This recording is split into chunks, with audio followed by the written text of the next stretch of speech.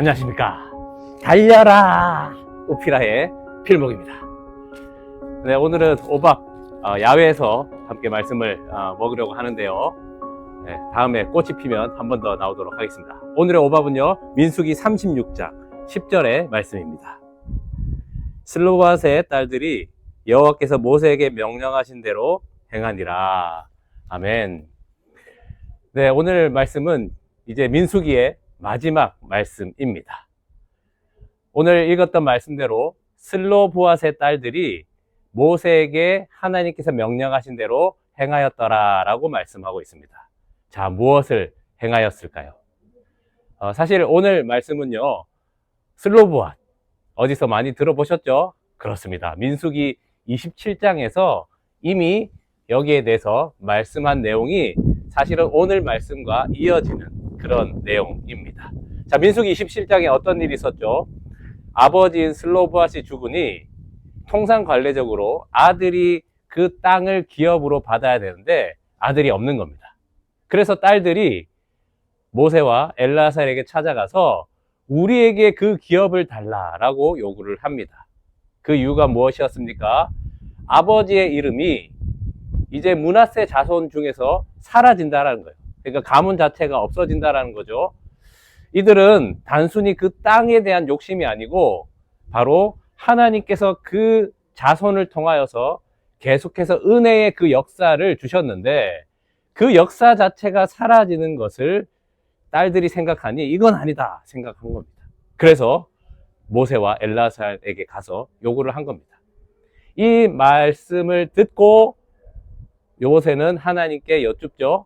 그리고 하나님께서 말씀하시기를 그들이 요구하는 것이 합당하다. 그래서 그 이후로 또 법을 주시는데요.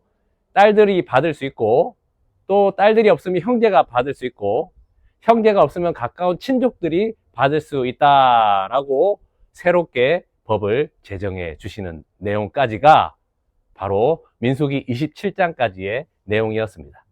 자, 그러면 오늘 마지막 장인 민수기 36장에서 이거와 무엇이 이어지느냐 하면요, 이런 문제가 있는 겁니다. 자, 이제 기업을 받았죠, 딸들이. 그런데 시집을 가는데 다른 지파 사람에게 시집을 가면 그 딸들이 받은 기업이 어떻게 됩니까? 네, 그 결혼한 남편의 그 지파의 기업으로 넘어가게 됩니다.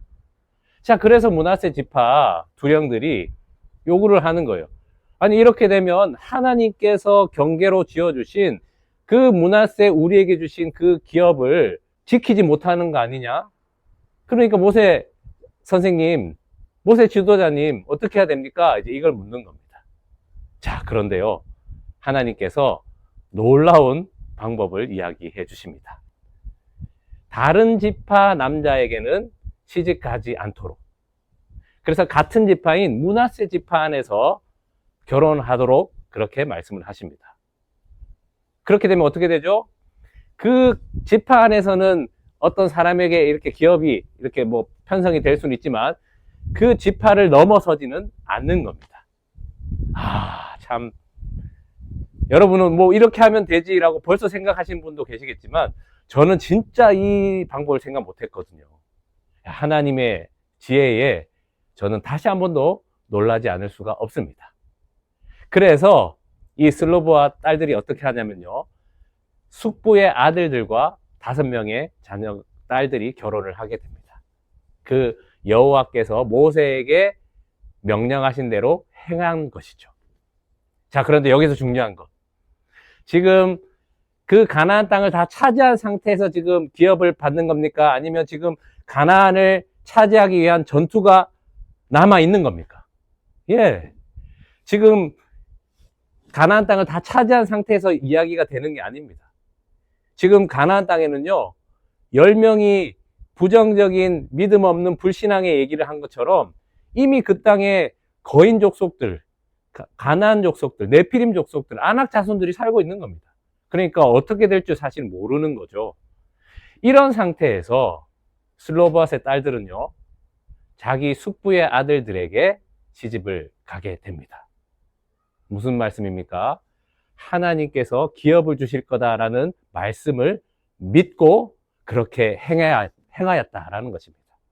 오늘 민수기 36장 마지막 말씀에 왜 27장에서 그 말씀이 이어져서 거기서 그냥 마무리가 돼야 되는데 왜 마지막 민수기 36장에 이 말씀을 주셨을까라는 것입니다. 바로 하나님께서 이것을 말씀하시는 겁니다. 내가 너희에게 반드시 이 가나안 땅을 기업으로 줄 것이다. 그리고 믿고 그래서 나가라는 거예요. 우리가 사는 삶에 여러 가지 믿음의 장애 요소들이 많습니다. 그러나 오늘 이 말씀을 통해서 하나님께서 약속하신 그 기업을 우리에게 반드시 주시고 또 그 땅에 있는 원주민들을 반드시 이기게 하신다라는 것입니다. 예수님께서 죽으셨다가 부활하실 줄 누가 알았겠습니까? 그 어떤 환경과 여건이 있더라도 끝까지 믿음으로 말씀을 듣고 순종함으로 그렇게 하나님의 나라를 향하여 가는 그런 우리 모두가 되기를 바랍니다. 기도하겠습니다. 하나님 감사합니다. 슬로바앗의 딸처럼 믿음으로 이미 그 땅을 차지하게 하여 주시고 그래서 어떤 형편, 어떤 상황 가운데서도 주님의 말씀에 순종하는 그런 믿음의 삶이 되게 하여 주시옵소서. 예수님의 이름으로 기도합니다. 아멘. 말씀으로 승리하세요. 필목이었습니다. 끝.